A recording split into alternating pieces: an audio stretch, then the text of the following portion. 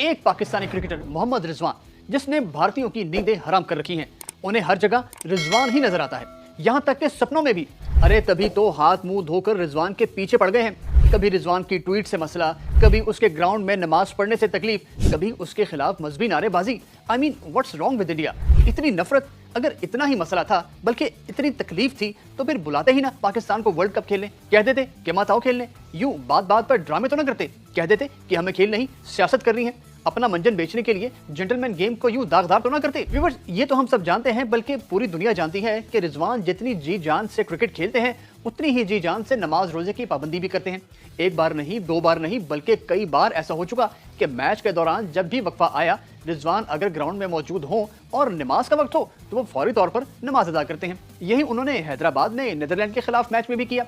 वक्फे में नमाज अदा की, लेकिन भारतीयों को नहीं, बल्कि बीजेपी के कार्यकर्ताओं को यह बात हजम नहीं हुई। भारतीय वकील विनीत जिंदाल ने रिजवान के खिलाफ आईसीसी में दरखास्त दे दी कि रिजवान ने स्पिरिट ऑफ क्रिकेट की खिलाफ वर्जी की।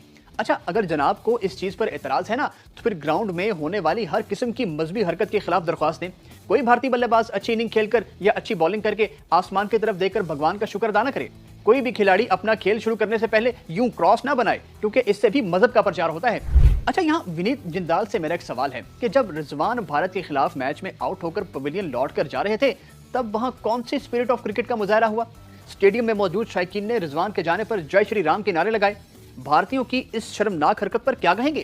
क्या मजहब का प्रचार नहीं था वो, बल्कि ये तौहीन थी, मजहब की तौहीन और जज्बात की तौहीन। इंतजामिया में मौजूद किसी शख्स में इतनी जुर्रत ना हुई कि इसके खिलाफ बात करे। इसका मतलब यह है कि जो कुछ हो रहा है सिर्फ पाकिस्तान के खिलाफ हो रहा है। लेकिन जो मर्जी कर लें आप, अगर वर्ल्ड कप में पाकिस्तान का सामना भारत से दोबारा हो गया ना, तो सारे बदले उतर जाने हैं। अच्छा, ये रिजवान वाला मामला कोई एक दिन या एक इवेंट की बात नहीं, ये एक पूरी सीरीज ऑफ इवेंट है। पाकिस्तान ने श्रीलंका के खिलाफ जब रिकॉर्ड रन चेज किया, तो रिजवान ने अपनी जीत गजा के शुहदा के नाम की थी। इस पर भी खूब मिर्ची लगी थी इंडियंस को।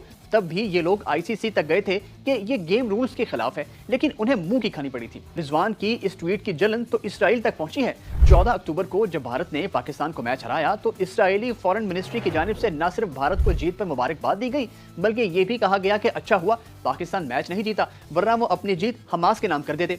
हालत देखो जरा, ये और भारत, वो तो चांद पर चला गया, लेकिन हरकतें सड़क छाप हैं उसकी। खैर, मैं तो साफ कहूंगा कि ये आईसीसी का वर्ल्ड कप नहीं, बीसीसीआई का कोई इवेंट लगता है। मतलब मेरा एक ही सवाल है, हम वहां पर क्यों गए?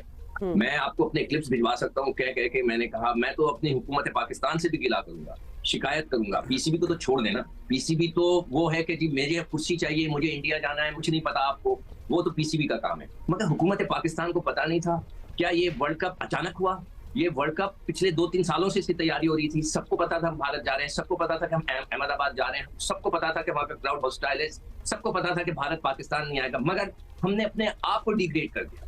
हम मतलब पैरों पे गिर गए कि नहीं हमने जाना है, हमने जाना है। भाई कुछ तो लिखवाते, एक वीजा आपको नहीं दिया, आप लिखवा तो लेते हाँ करने से पहले कि जी हमें आप कम से कम 10,000 वीजे देंगे।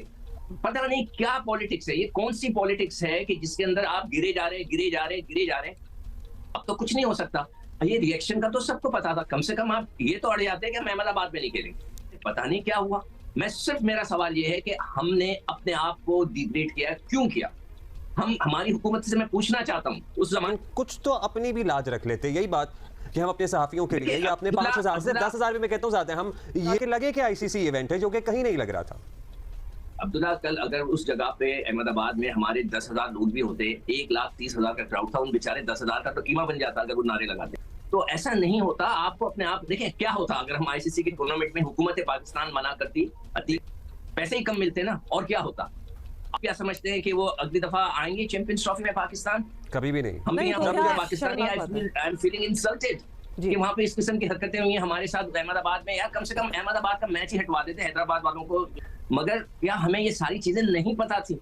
एमिरात से शर्टें ले रहे थे Babar, say it was not the right day I guess. होता है आगे जी बताएं। वो अच्छा दिन नहीं था, नहीं होता ऐसा, वो बिल्कुल मौका महल नहीं था। अगर किसी चाचे के बेटे ने कह दिया था कि मुझे कोहली की शर्ट चाहिए, तो सब्र कर लेते अगले मैच तक का, या फिर ड्रेसिंग रूम में चले जाते। आपका मतलब है ये पहले अरेंज हुआ? वहाँ पे क्योंकि हमें तो बड़ा बुरा लग रहा था कि कोई और दिन कर लेते यार शर्टें लेने के लिए।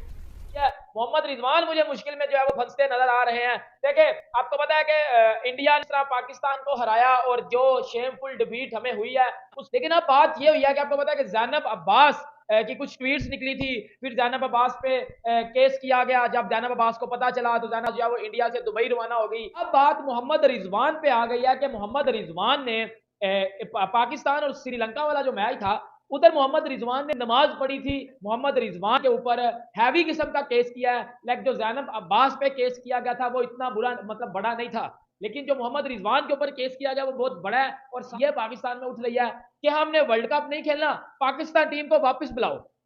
अब बात दो तरीके है। और बात ये उठी भी है कि पाकिस्तान में अब जो बात चल रही है वो ये चल रहा है कि अब आईसीसी के आगे ये बात की जाए और इंडिया के ऊपर भी केस करवाया जाए, क्योंकि मोहम्मद रिजवान जब आउट होकर वापस गए थे तो मोहम्मद रिजवान को क्राउड में जय श्री राम की जो है आवाजें लगाई गई थी। और ये भी बात गलत है। ये पाकिस्तानी मीडिया में बात जो है वो कवर की जा रही है और पाकिस्तानी सोशल मीडिया के ऊपर, ट्विटर के ऊपर आप देख सकते हो कि ये चीजें ट्रेंड कर रही हैं आज बड़ी ज्यादा, कि मोहम्मद रिजवान जब आउट हो गए हैं तो उनको जो है वो जय श्री राम की आवाज आई गई है, तो उनके ऊपर भी केस किया जाए। जो है वो इंडिया के ऊपर भी ये अब आईसीसी को जो है वो पीसीबी को चाहिए कि वो आईसीसी को डायरेक्ट धमकी दे और बताए कि ये क्रिकेट हो रही है या क्या हो रहा है।